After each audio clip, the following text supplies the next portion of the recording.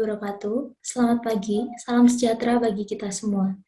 Senang sekali saya, Karisma Nursafila Andisyah Putri, dapat menjumpai teman-teman semua dalam talk show Wacana. Dengan tema talk show kita hari ini, evaluasi diri menuju kesuksesan. Kata evaluasi diri dan kesuksesan tentunya sudah tidak asing lagi bagi kita, apalagi di kalangan remaja. Evaluasi diri merupakan upaya mengetahui sejauh mana kemampuan dan kekurangan pada diri kita. Yang dimaksud evaluasi diri menuju kesuksesan adalah tentang bagaimana cara kita lebih mengenali diri kita saat ini guna meraih kesuksesan yang kita inginkan. Mendengar kata kesuksesan, banyak sekali orang yang berhasil dalam mencapai kesuksesannya. Namun, di dalam perjalanan kesuksesan itu, pasti ada kalanya kita menjumpai tantangan dan rintangan di hadapan kita.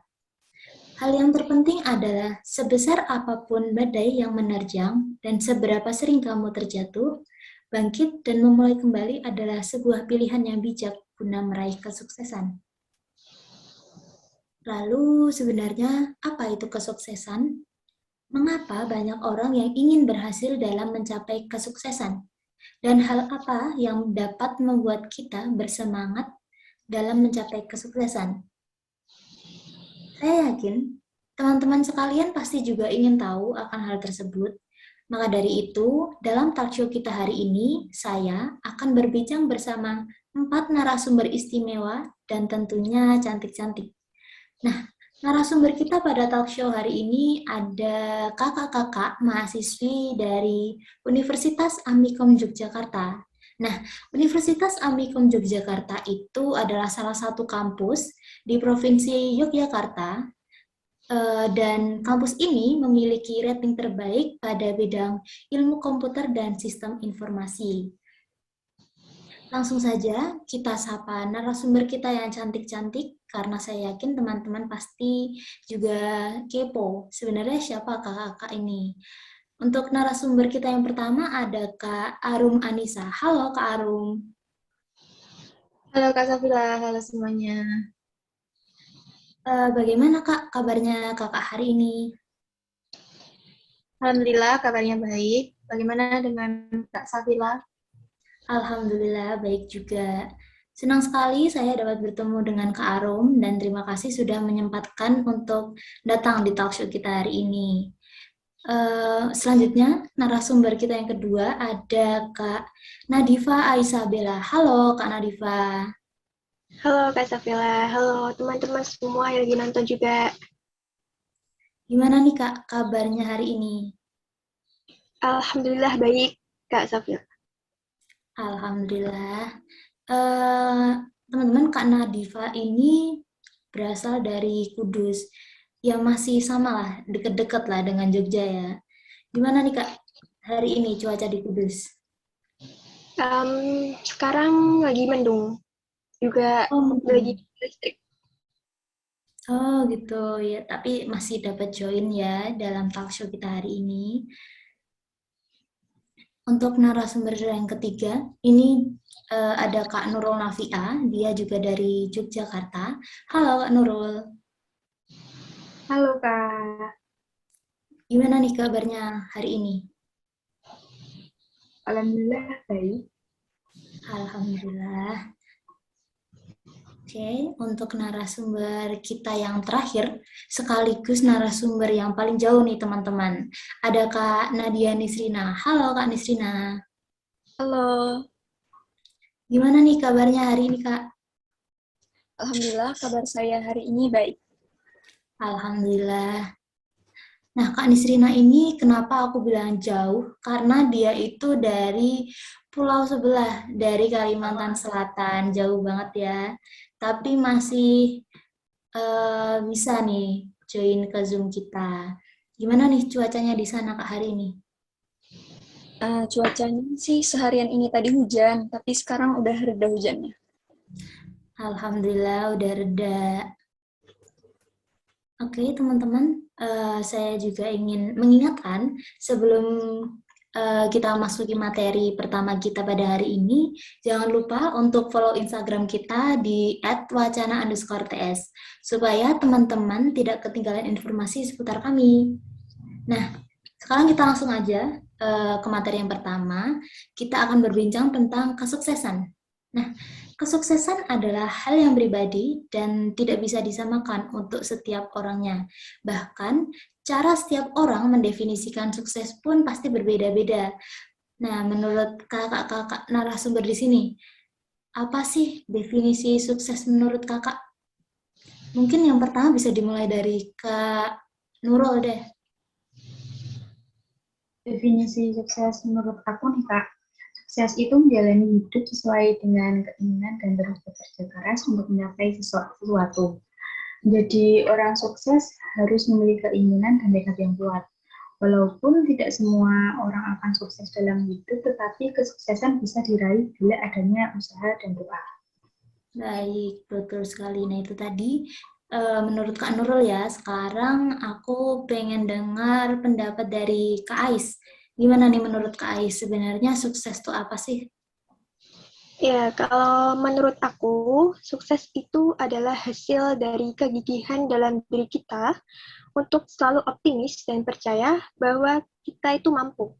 Dengan mempercayai bahwa kita itu mampu dan layak untuk mendapatkan sesuatu yang kita inginkan, membuat kita lebih bersemangat lagi dalam berusaha dan menolak untuk menyerah. Baik, untuk yang selanjutnya, aku pengen dengar dari kakak yang paling jauh, ada Kak Nisrina. Gimana nih Kak, menurut kakak definisi sukses itu apa sih? Kalau menurut saya, sukses adalah ketika Anda mampu untuk menjalani hidup sesuai dengan keinginan Anda, melakukan apa yang paling disenangi, dan dikelilingi oleh orang-orang yang Anda hormati. Kesuksesan ini dapat dirasakan juga keuntungannya oleh orang-orang sekitar Anda. Kesuksesan tentunya memiliki tujuan dan keinginan yang sudah dipersiapkan.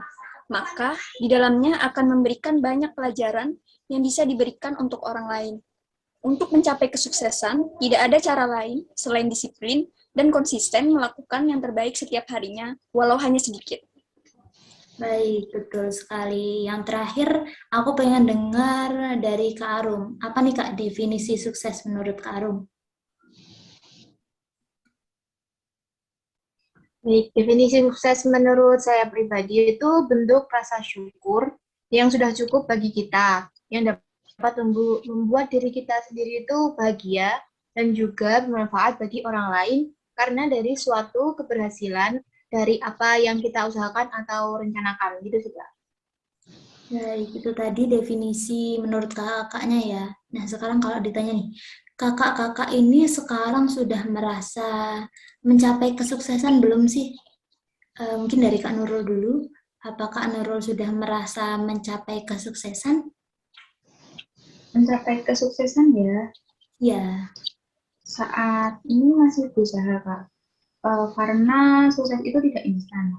Makanya saya berusaha untuk keluar dari zona nyaman dan mencoba hal-hal yang baru di luar sana. Supaya mendapat pengalaman yang banyak dan kemudahan untuk kedepannya mencapai kesuksesan tersebut. baik, betul sekali. Kalau dari Kak Ais gimana?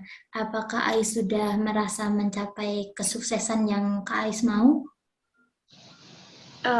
Oke, kalau untuk kesuksesan kecil mungkin pernah ya, kayak berhasil untuk bangun pagi, atau berhasil untuk dapat nilai bagus di pelajaran X. Tapi untuk sukses dalam skala yang besar, saya masih dalam proses sih, Kak. Betul, betul. Jadi hal-hal kecil tuh juga bisa termasuk dalam kesuksesan ya menurut Kak Ais. Ya.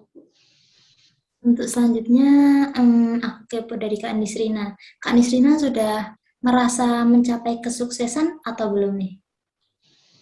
Masih dalam proses sih ya Kak, karena untuk mencapai kesuksesan tidak sesederhana itu. Banyak hal yang harus dilakukan dan juga diperbaiki. Meskipun begitu, saya yakin kalau semua hal yang sedang saya lakukan sekarang mengarah ke kesuksesan besar dengan seiring waktu, memberikan banyak pengalaman untuk saya sendiri. Baik. Lalu yang terakhir, Kak Arum. Kak Arum sudah merasa mencapai kesuksesan atau belum? Saya sangat setuju ya sama apa yang dikatakan teman-teman. Kalau saya pribadi, untuk hal sukses yang belum saya raih itu kan masih banyak. Tetapi untuk sukses dalam hal yang sederhana, mungkin kita semua sudah pernah merasakan apa itu sukses dalam hal yang sederhana gitu. Baik, setuju sekali. Saya juga merasa seperti itu. Kayak kita sudah berhasil dalam hal-hal kecil, tapi mungkin hal-hal besar kita belum mencapainya. Tapi itu sudah termasuk dalam kesuksesan menurut kita sendiri. Nah, menurut kakak-kakak nih, kita kan pasti ada rintangan ya dalam mencapai kesuksesan. Terus, apa nih yang hal-hal yang harus kita lakukan untuk mencapai kesuksesan biar kita tuh berhasil melewati rintangan-rintangannya. Ada dari KS dulu deh. KS gimana nih? Bisa diawali dari niat dulu. Habis itu coba lakuin action dikit-dikit. Kalau udah lakuin action dan konsisten, pastikan kadang kita merasa kehilangan motivasi di tengah-tengah ya.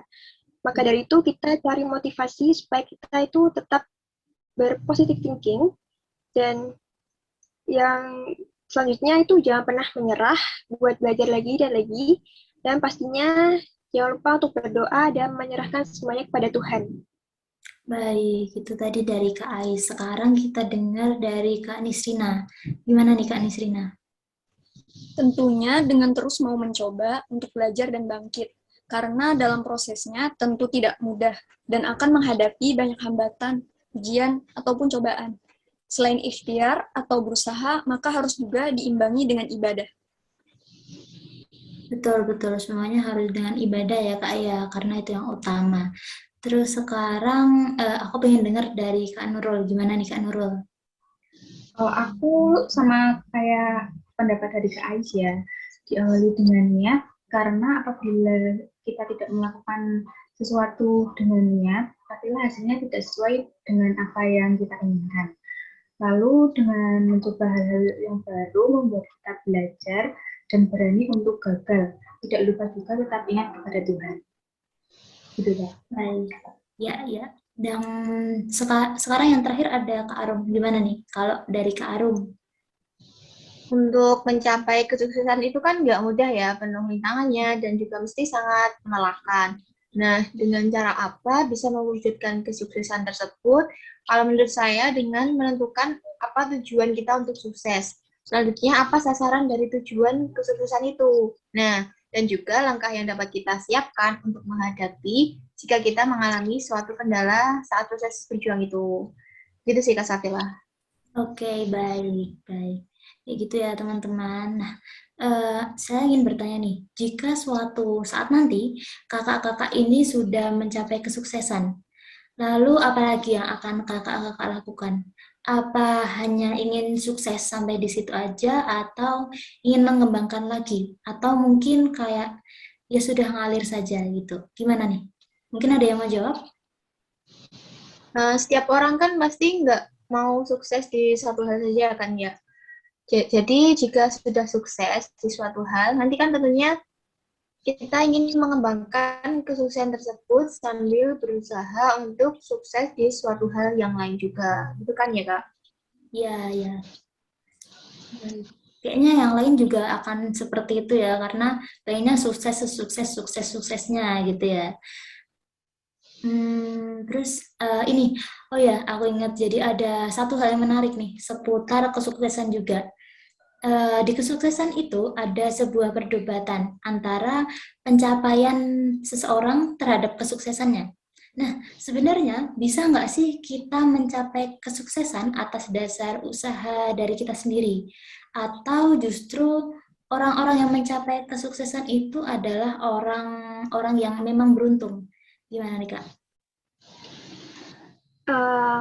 Menurut penelitian seseorang profesor dari Beihang University, perbedaan pendapat mengenai kesuksesan karena usaha dan kesuksesan karena keberuntungan itu sebenarnya dipengaruhi oleh background kita. Orang usia, menikah, dan religius berpendapat bahwa kesuksesan dituai melalui usaha keras. Tapi tidak semua golongan menyetujui hal tersebut. Gender dan status sosial juga mempengaruhi persepsi orang akan kesuksesan. Biasanya perempuan dan golongan yang pendapatan dan status sosialnya tinggi itu berpendapat bahwa kesuksesan itu datang dari keberuntungan saja. Itu Kak Safira. Oke, baik. Ini langsung jawabannya dari profesor loh yang ngambilnya. Terus ini Kak, setiap orang tuh kan pasti punya kebiasaan ya Kak. Namun nggak semua kebiasaannya itu bisa membawa dia ke kesuksesan. Pasti setiap kebiasaan orang tuh ada kebiasaan orang yang sukses, kebiasaan orang yang malas, gitu kan ada ya. Nah, ini ada nggak sih kebiasaan orang sukses tuh seperti apa gitu loh? Kalau menurut saya ya, orang yang sukses kan biasanya berani mengambil risiko. Nah, terus orang yang sukses ini biasanya mengasah diri sendiri. Terus juga bekerja dengan disiplin, terbuka pada kritik dan saran gitu. Oh gitu ya Kak ya. Baik, baik. Itu baik sekali loh jawabannya. Jadi sampai sini aja aku udah bisa menyimpulkan nih bahwasannya kunci kesuksesan itu berasal dari diri kita sendiri ya. Tinggal gimana cara kita tetap berusaha terus berlari untuk mencapai kesuksesan yang lain. Nah, selain itu pasti ada juga peran seseorang ini penting juga dalam kita mencapai kesuksesan. Nah, orang ini adalah seorang tokoh idola gitu. Terus berbicara tentang tokoh idola pasti sudah nggak asing nih bagi kita semua. Nah, tokoh idola itu adalah seseorang yang memiliki keistimewaan yang dapat menginspirasi kita, entah agar kita menjadi lebih baik atau lebih bersemangat untuk mencapai kesuksesan. Lalu siapa nih tokoh idola para narasumber kita hari ini dan apa alasan mereka mengidolakannya? Langsung kita tanyain aja. Untuk yang pertama ada Kak Nurul. Nah, siapa nih Kak idolanya Kak Nurul? Aku sih mengidolakan Jerome Pauline, Kak. Mengapa tuh kok mengidolakan Jerome Pauline? Soalnya dia itu merupakan pelajar Indonesia yang mendapatkan beasiswa kuliah di Jepang. Di samping itu, Jerome merupakan YouTuber juga yang dikenal dengan konten edukasinya juga banyak menuai pujian. Tidak hanya itu, dia juga mempunyai usaha bisnis yang sekarang telah memiliki banyak cabang yang sudah tersebar di beberapa daerah di Indonesia. Baik, kalau tadi Kak Nurul sudah milih yang dari Jepang Indo, sekarang Kak Nisrina nih, sebenarnya mengidolakan siapa? Kalau saya mengidolakan Arif Muhammad, karena beliau selain berhasil di dunia entertainment, juga sukses menjalankan bisnis-bisnisnya. Salah satunya yang cukup terkenal didengar oleh halayak ialah bisnis kos-kosan. Selain itu, beliau juga orang yang dermawan dan juga dewasa tentunya. Nah, oh ya ini info aja, Kak Arif Muhammad itu juga seorang penulis loh teman-teman. Dulu pernah nulis judulnya itu Pocong Juga Pocong. Kalau nggak salah sih itu ya. Terus sekarang kita lanjut aja, ada Kak Ais. Nah, siapa nih tokoh idolanya Kak Ais? Oke, sebelumnya saya minta maaf kalau suara saya kurang kedengeran karena di sini hujan. Oh iya, Apa saya masih kedengeran? masih Kak, tapi mungkin agak kurang jelas. Karena saya itu orangnya gampang hilang motivasi di tengah jalan, jadi saya sering nonton konten tentang motivasi di YouTube. Contohnya itu channel dari 1%. Nah, Ya. pasti teman-teman di sini kan udah gak asing lagi dengan channel 1%. Ya, itu di balik channel 1% itu pasti ada orang-orang hebat yang membuatnya. Salah satu contohnya adalah pemilik sekaligus founder dari 1%, yaitu Kak Ivandi Hanurrahim, atau biasa dipanggil Kak Ivan, Kak Evan. Saya mengidolakan dia karena dia itu keren, karena berawal dari konten YouTube, dan akhirnya 1% itu berkembang jadi sebuah startup. Kak Evan juga masuk ke Forbes 30 Under 30, Dan juga tentu saja konten-konten dari 1% itu membantu saya untuk bisa menjalani hidup lebih baik lagi. Baik. Nih, tapi aku agak belum tahu ya Kak Ivan tuh yang mana gitu ya. Tapi wah dia ada peran baik nih di kehidupan Kak Ais. Lalu untuk yang terakhir ada Kak Arum. Nih, siapa nih tokoh idolanya dari Kak Arum? Kalau aku sih mengidolakannya Kak Nagita Slavina aja sih Kak. Kenapa tuh Kak mengidolakan Kak Nagita? Apa karena kaya? Soalnya kan dia dari pengalaman yang beliau punya kan dia mempunyai bisnis yang cukup bagus ya, yang mana beliau juga seorang istri serta ibu dari 2 anaknya yaitu Rafathar sama Rayanza. Nah, yang kan mereka masih kecil-kecil, tapi bisnis dan peran sebagai seorang ibu sangat konsisten sehingga cukup membuat saya menjadi contoh.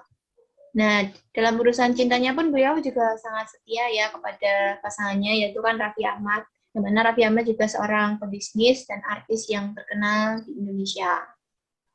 Oh gitu, ya emang terkenal banget ya, terkenal kekayaannya. Ternyata yang diambil dari Kak Arum tuh sisi positifnya ini. Baik. Kalau begitu, tokoh idola kakak-kakak ini ada berpengaruh apa nih di kehidupan kakak? Mungkin dari Kak Nisrina bisa dijelasin? Beliau memberikan saya motivasi bahwa kesuksesan itu hanya bisa dapat diraih jika terus mencobanya dan berusaha. Meskipun masih dalam proses, kita juga perlu berbagi dengan orang banyak, karena bukannya mengurangi rezeki kita, tapi justru akan bertambah. Melihat tokoh favorit saya begitu sukses, karena ya terus mencoba, tentunya saya juga terinspirasi untuk terus mencoba juga.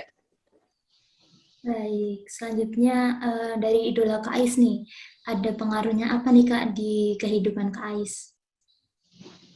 Dari cara Kak Evan untuk membangun 1%, saya menjadi sebuah startup, saya jadi terinspirasi juga untuk bisa memiliki bisnis di bidang startup.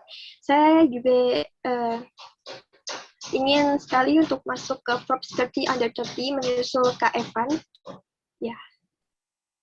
Gitu, keren ya, langsung pengen bangun bisnis sama kayak Kak Evan. Selanjutnya, kalau Kak Arum gimana nih? Apa pengaruh idola kakak di kehidupan kakak? Jadi kehidupannya yang mewah dulu kan Mbak Nagita itu kan juga merasakan dari bawah ya. Yang mana mengajarkan kalau mau sukses itu harus capek.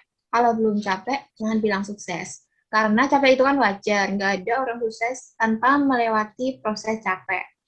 Dan yang poin pentingnya pun harus selalu bersyukur, karena rezeki itu kan hanya titipan Tuhan ya. Jadi jangan merasa lebih dan sombong. Gitu sih, Kak. Oke, yang terakhir nih, dari Kak Nurul, gimana? Ada pengaruh apa nih idolanya di kehidupan Kak Nurul? Yang membuat saya terpengaruh dari Jerome yaitu dalam hal membagi waktu. Karena dia bisa membagi waktu untuk belajar, membuat konten YouTube, maupun mengedit. Di sela kesibukannya itu, dia pastinya selalu ikut berpartisipasi membantu mengurus usahanya meski jauh di Jepang dan sudah dihandle oleh kakaknya. Baik, wah sampai sini tuh pembahasan kita seru banget nih ya teman-teman. Tapi kayak kita harus ganti materi ke materi selanjutnya. Sebelum itu kayak kita harus jeda dulu beberapa saat. Jadi teman-teman tetap di sini, tetap stay di kita. Nanti kita lanjutkan lagi.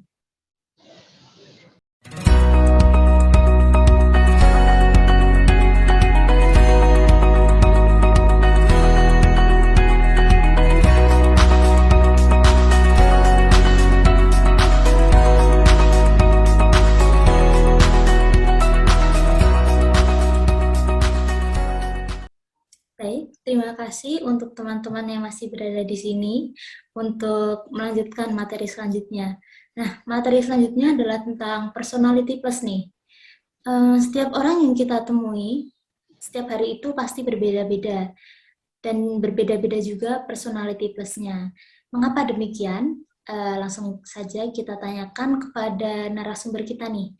Sebenarnya personality plus itu apa sih? Mungkin dari Kak Arum nih mau jawab. Oke, manusia kan diciptakan Tuhan sebagai makhluk yang paling sempurna di bumi.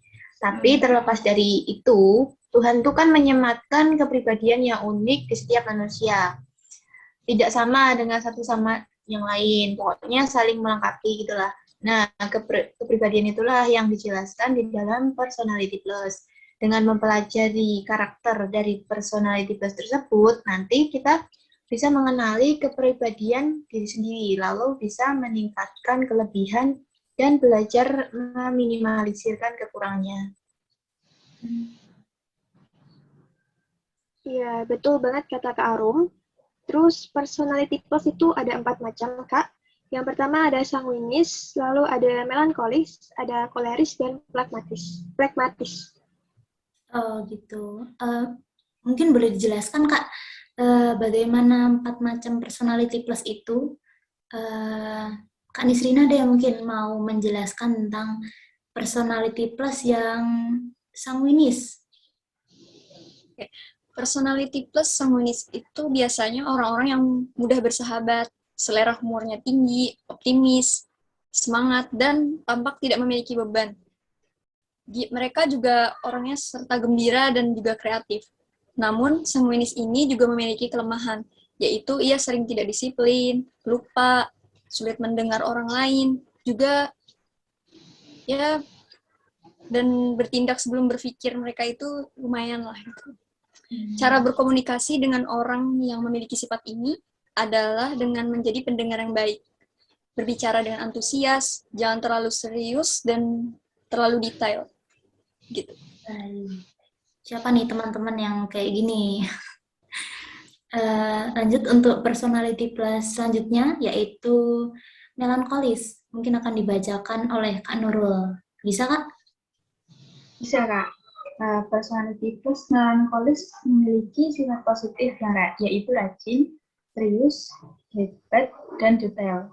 Namun dia adalah orang yang pesimis, sensitif, membosankan, perhitungan, dan mudah stres.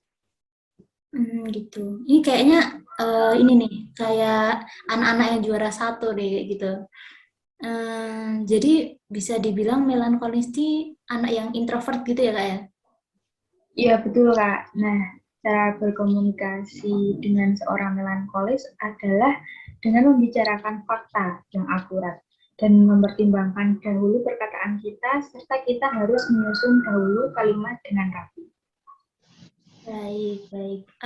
Untuk selanjutnya ada koleris yang akan dijelaskan oleh Kak Ais. Bisa Kak Ais?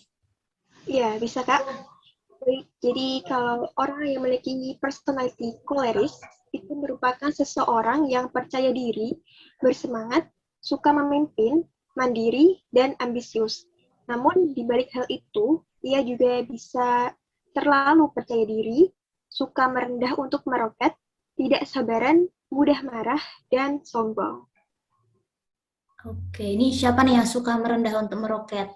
Ini berarti kamu tuh ada orang koleris. Jadi koleris ini berarti masuk ke introvert ya Kak ya?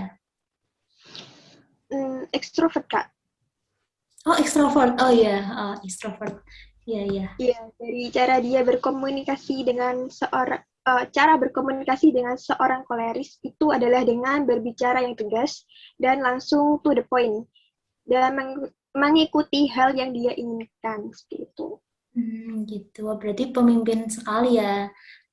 Lalu untuk yang terakhir ada personality plus pragmatis. Ini kayaknya bakal dijelasin sama Kak Arum deh. Nah, kalau pragmatis itu sendiri kan seseorang yang mudah bergaul, kemudian rendah hati, orangnya tuh pintar, tenang, dan suka mengalah. Namun dia adalah seseorang yang tidak berambisi, terus malas, kurang aktif, dan pendiam. Cara kita berkomunikasi dengan dia itu dengan berbicara singkat dan apa adanya. Serta kita harus mendesaknya untuk bertindak agar orang pragmatis ini mau bergerak. Oke, terus ini menurut kakak, nah personality plus yang ada di diri kakak sendiri itu apa sih? Terus apa nih alasannya? Kira-kira tahu nggak? Kalau tahu apa tuh? Mungkin dari Kak Nurul nih. Kalau aku pribadi, aku lebih ke personality plus pragmatis. Karena aku memiliki kepribadian nggak mudah bergaul, terutama dengan orang baru, dan itu buat aku butuh waktu untuk menyesuaikan diri. Aku tipe orang yang sangat menyukai kedamaian dan menghindari konflik. Bila hal itu terjadi, aku bakal bersikap netral karena suatu masalah bisa diselesaikan dengan baik-baik atau kepala dingin.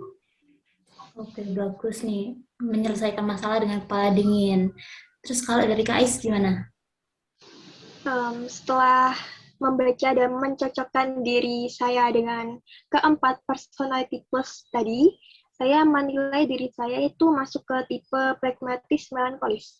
Karena kombinasi dari dua kepribadian tersebut menghasilkan orang yang tertutup tapi ramah dan sering juga gampang terdemotivasi atau sering hilang motivasi di tengah jalan sehingga membutuhkan asupan motivasi dari buku-buku ataupun video di YouTube.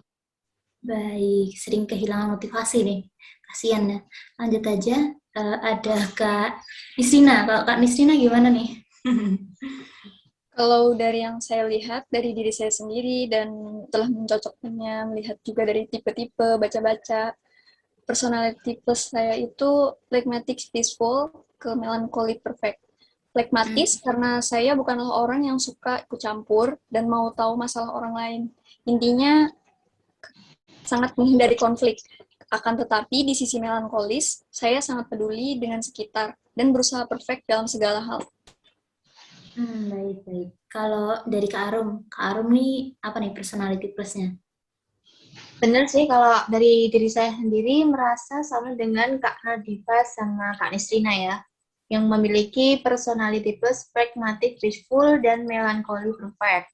Karena diri saya sendiri dalam hal pragmatic sih merasa cukup sama apa yang saya miliki dan suka dalam kedamaian, kayak lebih baik diam gitu sih Kak.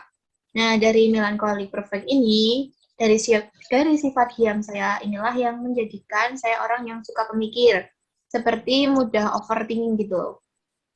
Nah, ya berusaha mencoba perfeksionis dalam segala hal apapun gitu juga sih Kak. Oke, ini Kak Arum nih suka overthinking ya guys. Terus kakak-kakak ini tahu kan seorang entrepreneur itu seperti apa.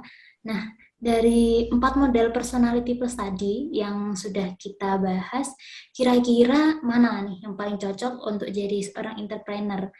Kira-kira sifat apa sih yang harus dipunyai atau mungkin yang harus dikembangkan? Kalau menurut Kak Arum, Oh ya, Kak.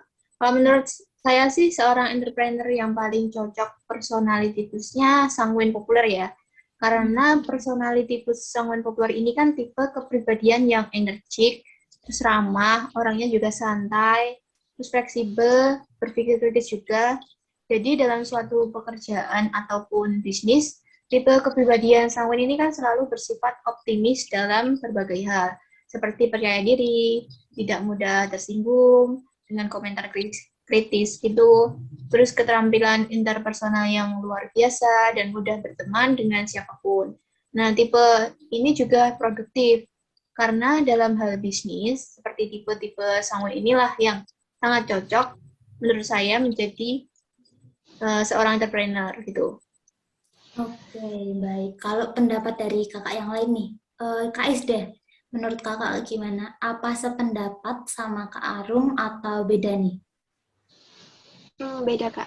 Kalau menurut aku, pendapat Kak Arum itu ada benarnya, tapi kurang tepat aja sih. Kalau menurut aku, yang lebih cocok untuk jadi seorang entrepreneur itu adalah orang yang memiliki kepribadian sanguinis koleris. Karena orang dengan tipe kombinasi ini merupakan pribadi yang mempesona, kreatif, dan berani mengambil keputusan.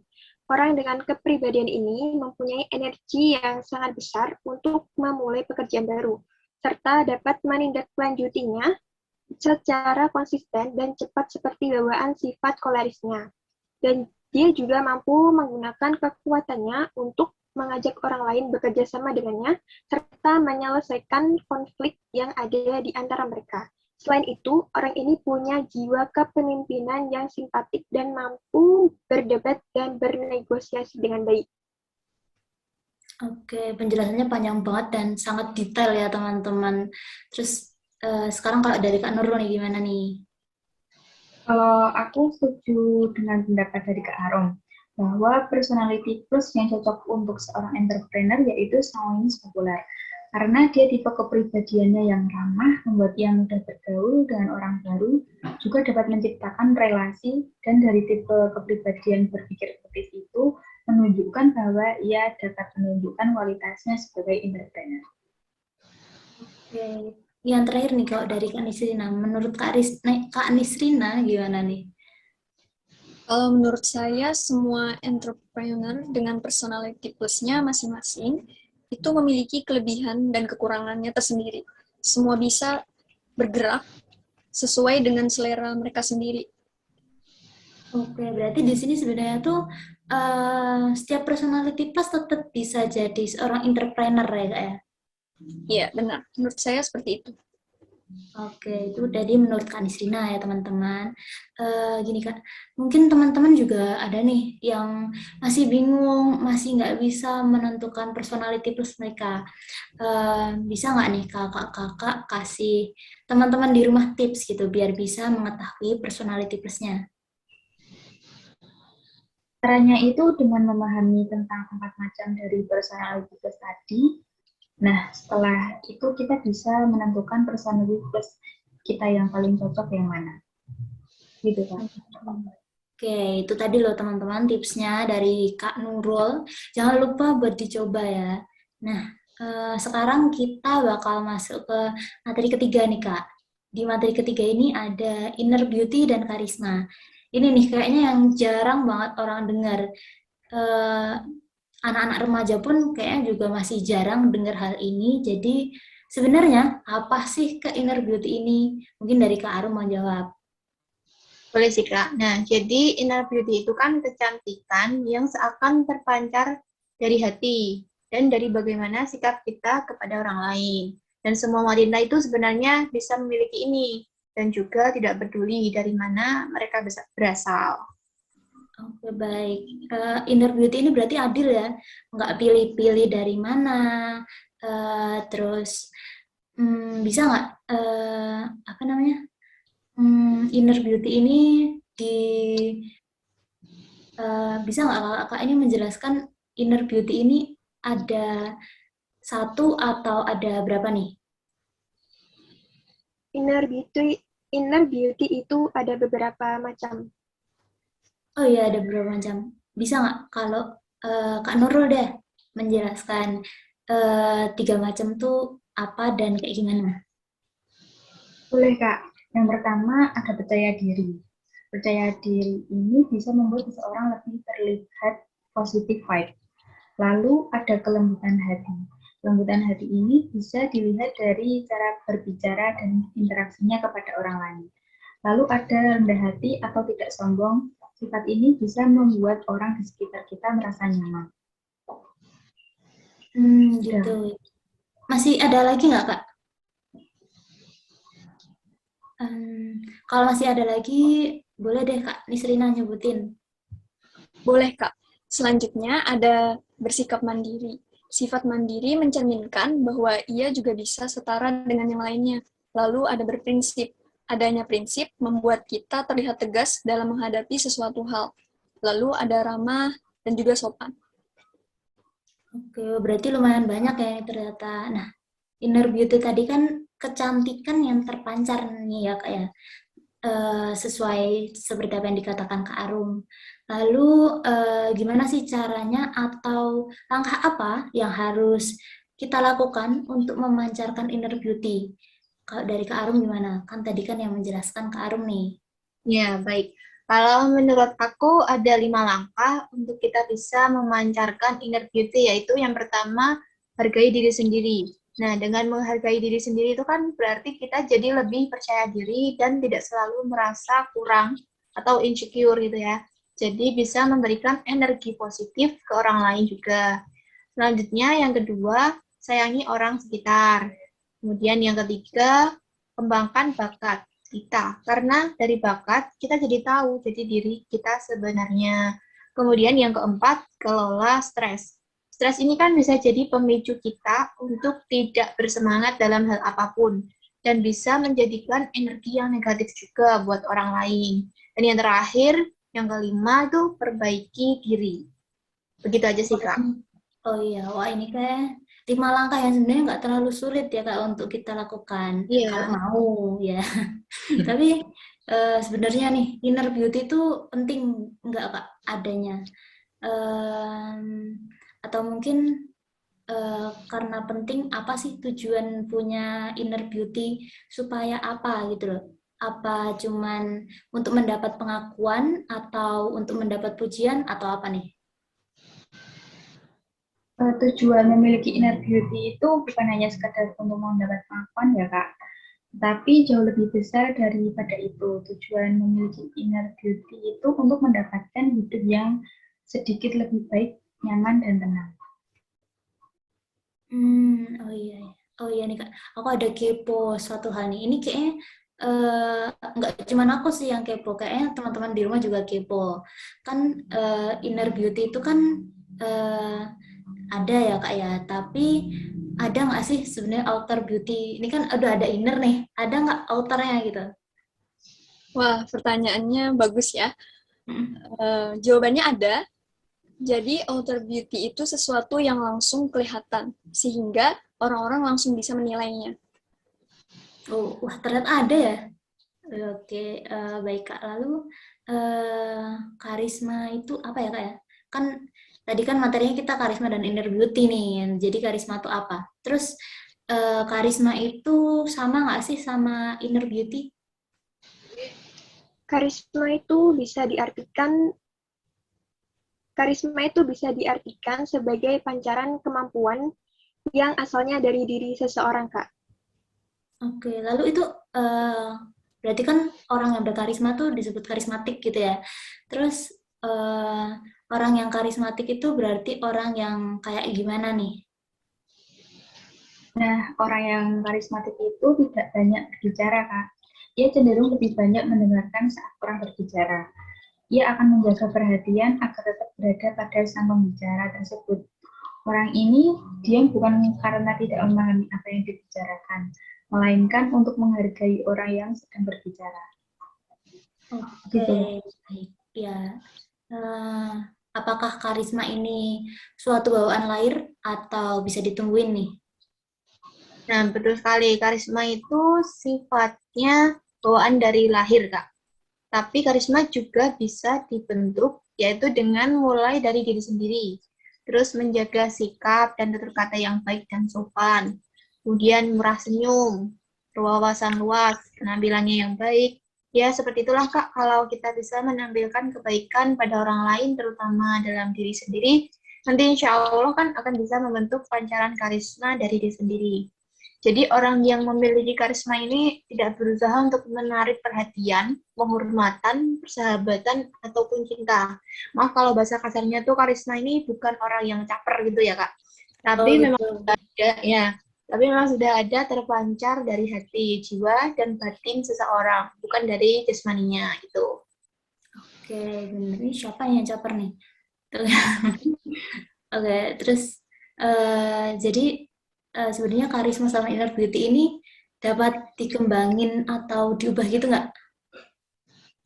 Karisma dan inner beauty itu menurut aku dapat dikembangkan karena keduanya memiliki kesamaan dalam hal bersikap seperti sopan santun dan peduli dengan sekitar tanpa pandang bulu.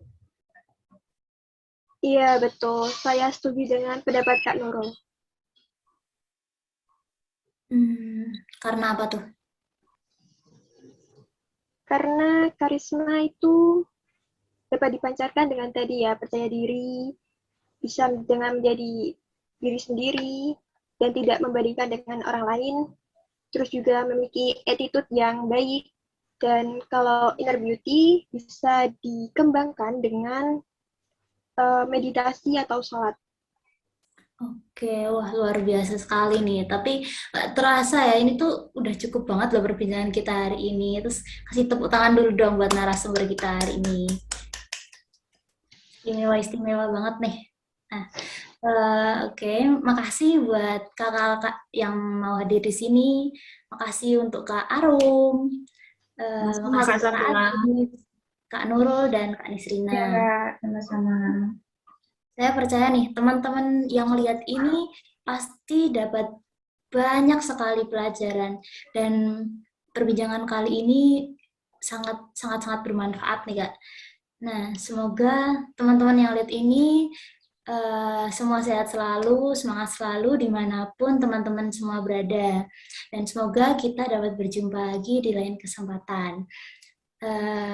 Saya, Karisma Nursafila Andisya Putri, selaku host undur diri. Sampai jumpa. Wassalamualaikum warahmatullahi wabarakatuh.